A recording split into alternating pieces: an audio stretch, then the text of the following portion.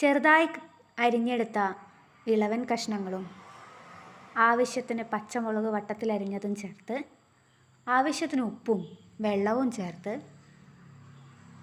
അടച്ചു വെച്ച് വേവിച്ചെടുക്കണം.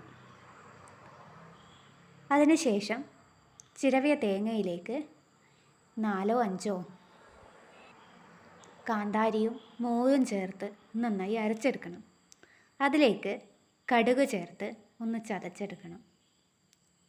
അതിനുശേഷം നന്നായി വെള്ളം വറ്റിയതിന് ശേഷം ആ കഷ്ണങ്ങളും ചേർത്ത് ഒന്ന് അരച്ചെടുക്കണം.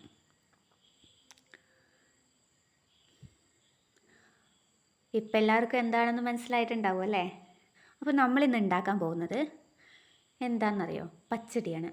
ആ അരവ് എന്നിട്ട് എന്ത് ചെയ്യുക? ചൂടാറിയ കഷ്ണങ്ങളിലേക്ക് ചേർത്ത് കൊടുക്കണം. എന്നിട്ടോ ആവശ്യത്തിന് മോരും ഉപ്പും ഒക്കെ പാകത്തിന് ചേർത്ത് ശേഷം എന്ത് ചെയ്യുക? കടുകും ചുവന്ന മുളകും കറിവേപ്പിലയും ചേർത്ത് വറുത്തിടുക.